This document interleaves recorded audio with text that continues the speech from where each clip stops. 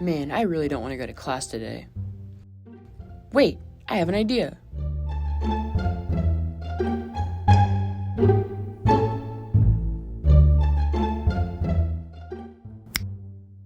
Oh man, it worked. Now go to that class down the hall for me while I go. Wait, why do I have to go to class? I don't want to go either. Well, I'm the original and you have to do what I say. Now go.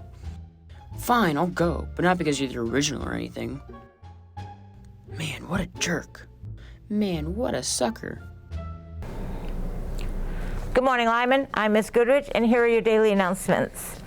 For Black History Month, which is all of February, as you know, the door decorating contest will be this Thursday. It should be done in your classrooms, and you should have let Miss Thomas know if you were going to be participating in it. Judging will be done right after school, and the winner will be announced on the 19th. Also on the 18th is a Jazz and Poetry Lounge in the Young Men of Excellence Room, Building 6, Room 4B, during both A and B lunches. The winner of the door decorating contest, by the way, will be rewarded with a cupcake party and ice cream. I can't say party. Seniors, it's time to get organized. We're entering the busiest time of the year for scholarships, so here we go. On the 22nd, Lyman PTSA scholarship is due at noon in the administrative office. The 26th of February, Lyman Athletic Booster Scholarship, the Blue and Gold Scholarship, Greyhound Scholarship, and the Blue Scholarship are all due by noon to Miss Bennett's office in the front office. March 1st, Almond Family Character Scholarship is due at noon in the Student Services office.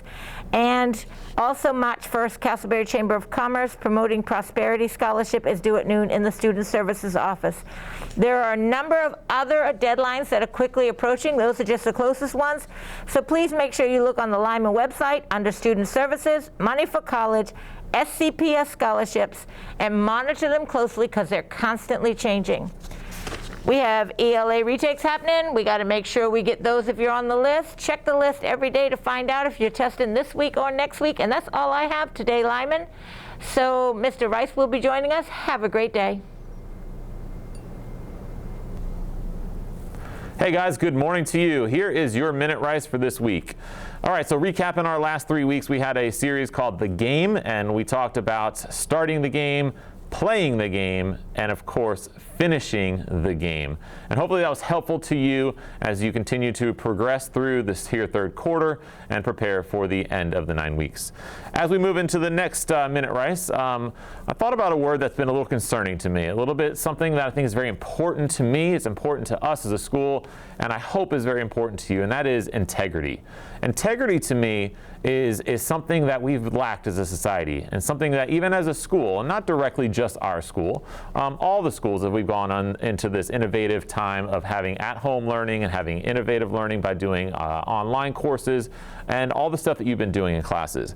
And so when I think about the word integrity, it made me think about the definition, and it made me think about a great quote. So let me define it first. Integrity is the quality of being honest and having strong moral principles and moral uprightness.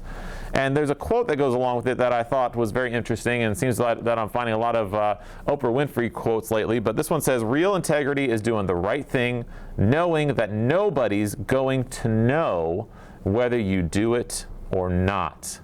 Again, real integrity is doing the right thing, knowing that nobody's going to know whether you did it or not. And so I think about a lot of what we've got with technology now. I think about a lot of classes that are online. I think about what we're doing in classes. I think about our students that may think, well, I'm just going to copy this homework. I need to get this turned in today, and I'm really busy right now. No one really knows that you did that. No one knows that while you're online, you're also looking at your phone and getting answers. No one knows that you're talking to your friend in the same room. But the integrity in you is what is very important.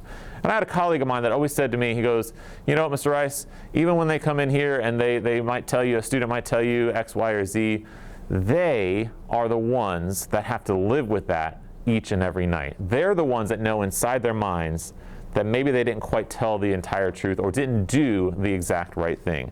And so I ask you to take some time today. The application of this, I want you to take some time. And on a visible side, I talked about this morning, the tardy competition. That's something that we are going to be able to see to do the right thing. Just get to class. Be to class on time. The non-visible side of things, I want you to think about these questions and take some time today to reflect. What have I been doing that maybe I shouldn't? But nobody really knows about that. Are there aspects of my life that I've always wanted to improve, but nobody's able to hold me accountable to this because they just don't know? Again, that's in your mind, but not someone else's. Ooh, and I know this is a tough one. It's always tough to talk to someone else. Do you know someone whose integrity is not where it needs to be? Have you said anything to that person to try to help them out? I want you to think about life after high school. I talk about that all the time, college and beyond, and careers. If you're not doing the right thing now, how are you going to be successful later? It might help improve yourself now, but are you going to have that knowledge later? Probably not. High school is a game. Sometimes we got to play the game. But the part of the playing the game is doing the right thing all the time. So here's our quote for this week. Integrity, real integrity is doing the right thing, knowing that nobody's going to know whether you did it or not, by Oprah Winfrey.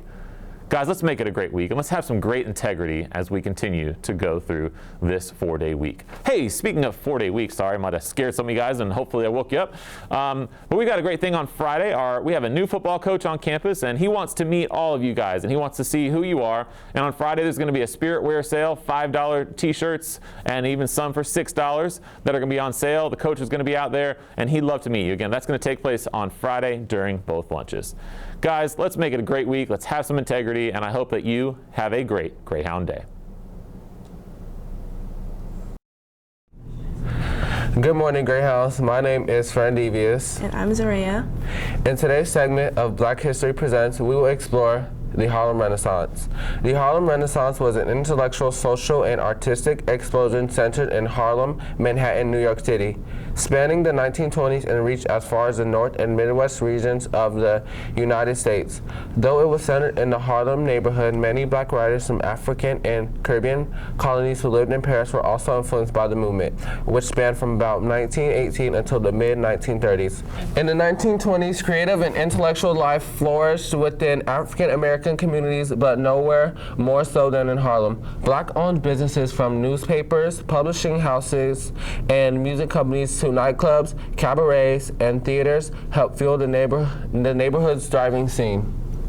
Some of the era's most important literary and artistic figures migrated to or passed through the Black capital of the world, helping to define a period in which African American artists reclaimed their identity and racial pride in defiance of widespread prejudice and discrimination. It was, in the words of editor, journalist, and critic Alan Locke, a spiritual coming of age for African American artists and thinkers who seized upon their first chances for group expression and self-determination.